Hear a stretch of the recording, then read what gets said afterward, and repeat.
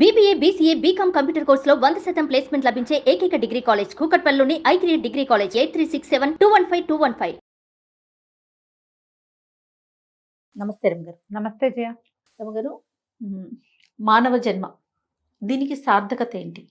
వచ్చాము, ఏదో ఆయన పంపించాడు, వచ్చాము, మళ్ళీ పిలుస్తాడు, వెళ్ళిపోతాం. కానీ ఈ జన్మకంటూ ఒక సార్థకత ఉండాలి కదా. దానికి మన మార్కుని మనం ఎలా వేసుకోవాలి? ప్రతి ఒక్కరం కూడా ఎవరికి చేతనైనంత, ఎవరు చేయగలిగినంత ఎట్లా? మానవ సహజమైన గుణాలు మనిషి అన్నాక ఏదో కొంచెం ఉండాలి, ఏవో ఉండాలి. ఈ ఉండాల్సిన వాటిల్లో మంచివి చెడువి కూడా ఉంటాయి. ప్రతివాడు అరిషడ్ వర్గంతో పోరాడుతూ ఉంటాడు. కామక్రోధ లోభమోహ మదమాత్సర్యాలతోటి పోరాడుతూనే ఉంటాడు. మనిషి పుట్టిన దగ్గర నుంచి చచ్చేదాకా వీటితో పోరాటమే.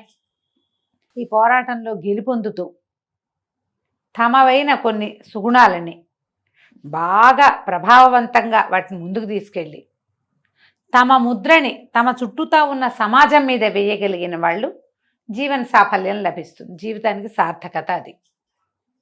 ఈ ముద్రలో చెడు ముద్ర, మంచి ముద్ర రెండు ఉంటాయి. ఆ ముద్ర తెల్లటిది, పారదర్శకమైనది, ఎల్లప్పటికీ గుర్తుపెట్టుకోదగిందా? ఎల్లప్పుడూ మనని మంచిగానే తలుచుకునేలాగా చేయగలుగుతుందా? లేకపోతే అది నల్లటి ముద్ర, చెరిపినా చెరగదు. ఎన్నాళ్ళైనా వాళ్ళు మనకు శాపనార్థాలు పెడుతూనే ఉంటుంది మన చుట్టూతా ఉన్న సమాజం.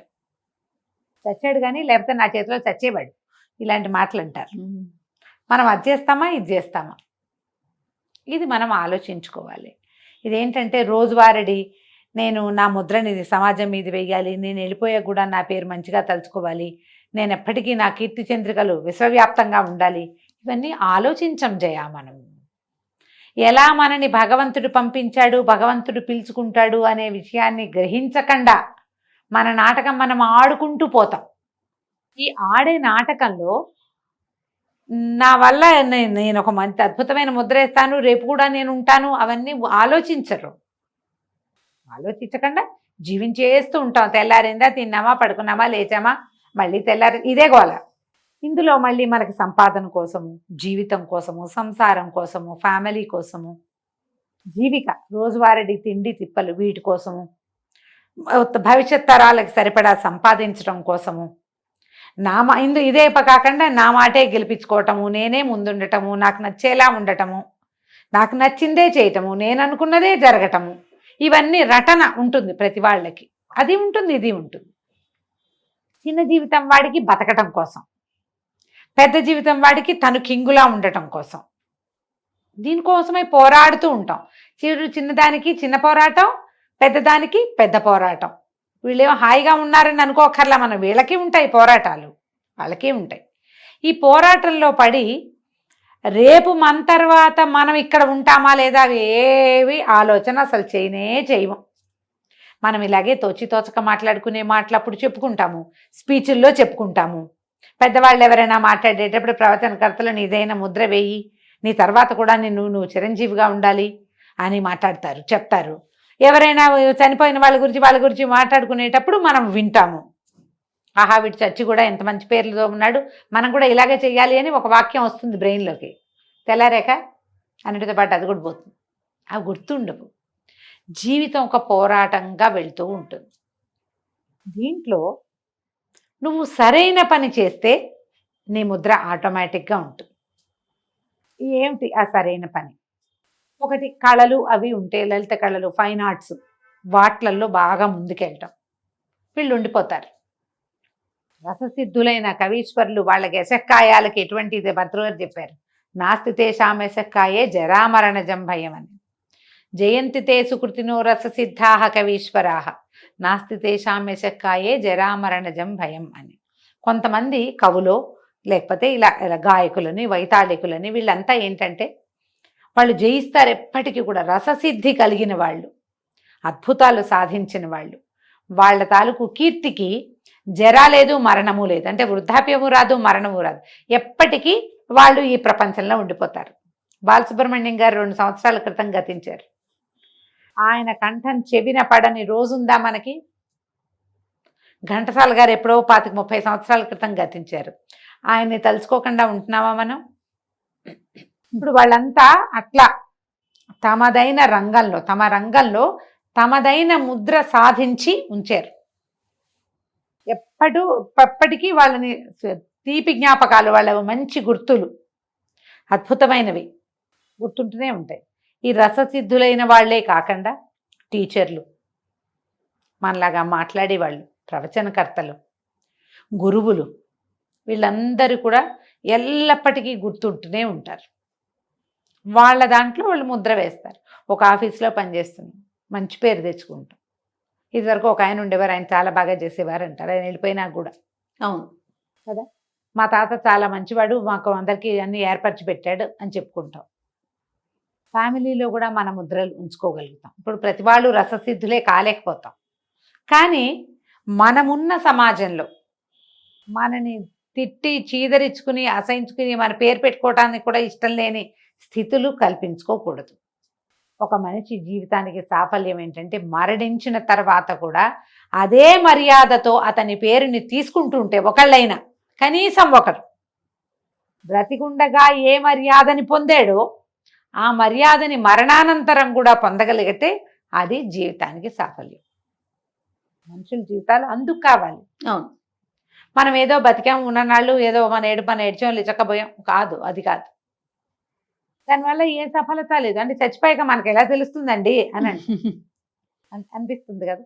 కానీ మనతో పాటు సమాజం మొత్తం వచ్చేది, మన గుంపు కొంత ఇక్కడ ఉంటుంది, మనం పోయాక కూడా.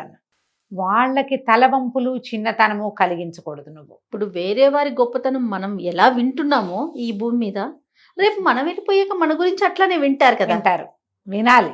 అది అలా చేసుకోవాలి. మనం లేకపోయినా, మనం మరణానంతరమే కాదు, మనం ఇక్కడెక్కడో పనిచేసాం, ఎవరికో 4 మంచి మాటలు చెప్పాం, మనం లేనప్పుడు కూడా వాళ్ళు మనని మంచిగా తలుచుకోవాలి. ఎస్, అది జీవన సాఫల్యం. ఇప్పుడు ఎంతసేపు చచ్చిపోయాకే మాట్లాడుకుంటున్నాం, చచ్చాక కాదు. మనం ఇక్కడ ఉండంగానే, మనం వెళ్ళిపోయినా మన సౌరభాన్ని విడవగలిగి ఉండాలి. మనం వాళ్ళు ఉన్నారు, వాళ్ళు వచ్చారు, చేశారు, చెప్పారు, వీళ్ళకి చెప్పటం వల్ల మాది బాగుంది, వీళ్ళు చాలా బాగా చెప్తారు, చాలా బాగా చేశారు, ఎంత సహాయం చేశారు, ఒక అన్నం పెట్టారు మాకు, ఇలాంటివి వెనక్కి ఉంచుకోగలగటమే మానవ జీవితానికి సార్థకత. పోతే పోతామమ్మా, ఎవ్వరూ కూర్చుని పేటేసుకుని ఇక్కడే కూర్చునేవాడు ఒక్కడు లేడు. ఎవరైనా ఒకటే దారి, అంతే. ఏ దారిలో వచ్చామో అదే దారిలో వెళ్ళిపోతాం కూడా. మన ముద్రని విడిచిపెట్టి వెళ్ళగలమా లేదా అనేది ఆలోచించండి తప్పకుండా. ఇప్పుడు ఈ జీవన పోరాటము, ప్రయత్నము, మన డాన్స్ మన నాటకం మనం ఆడేసుకుంటూ ఉంటాం. దీంట్లో కూడా ఒక మంచి చేయొచ్చు మనం.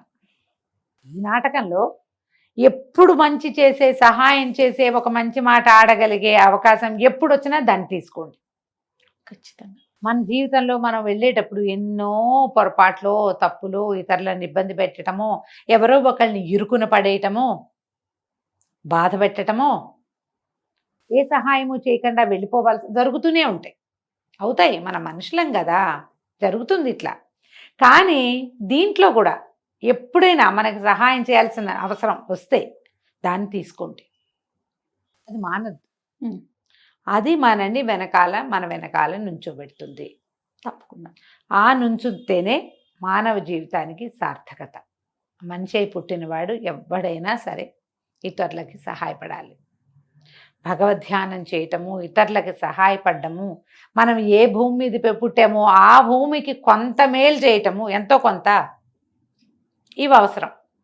ఊపిరి ఎలా తీసుకుంటున్నామో ఈ పనులు కూడా అలాగే చేయాలి. ఓ మొక్క పెట్టండి, ఓ మొక్కలకి సహాయం చేయండి, వాడికి ఒకడికో ముద్ద అన్నం పెట్టండి, ఒకళ్ళకో మంచి మాట చెప్పండి, మీకు వచ్చిన విద్య ఎవరికైనా చెప్పండి. చాలామంది అలా కూడా ఉంటారు, తాము ఏదైనా నేర్చుకుంటే ఎవరికి చెప్పకూడదు అనుకుంటారు, దాచేసుకుంటారు. విద్యలు దాచుకోవద్దు. మానవ జీవితానికి సాఫల్యం ఎప్పుడంటే మనం ఇతరులకి నేర్పగలిగినప్పుడే. మనం అట్లా దాచేసుకుంటే మనకి పురాణాలు అవి వచ్చేవా? అదే కదా, ఇప్పుడు వచ్చింది ప్రింటు. ఇదివరకు ప్రింట్లేవి. ఈ మంచి మాటలన్నీ, ఈ భగవద్గీత, ఈ భాగవతం, ఈ అష్టాదశ పురాణాలు, ఈ సాంఖ్యయోగాలు, ఇవన్నీ ఎక్కడి నుంచి వచ్చినాయి? ఉపనిషత్తులని, వేదాలని ముందు నుంచి వాళ్ళు తర్వాత తరాలకు అందించుకుంటూ పోయారు కాబట్టి వచ్చినాయి. అలా మనం ఏదైనా ఒక మంచి విషయం, మంచి తెలిసి ఇతరులకి అందించండి. అప్పుడు కూడా మానవ జీవితానికి సార్థకత లభిస్తుంది. ఎవరి లెవెల్లో వాళ్ళు, ఎవరు ఏం చేయగలిగితే అది, కానీ చేయాల్సిందే తప్పకుండా. అంతే. చేస్తేనే మీకు మనిషిగా పుట్టినందుకు మీ జీవితానికి ఒక విలువ, ఒక మర్యాద. మీ దృష్టిలో అయినా ఉండాలిగా మీకు మర్యాద, ఆ, అవునా కాదా? అంతే కదా అమ్మగారు. కాబట్టి మన దృష్టిలో మనం మర్యాదగా ఉండటానికైనా కూడా మనం మనుషులుగా మిగలాలి, నిలవాలి, ఉండాలి. నమస్తే అండి. నమస్తే చె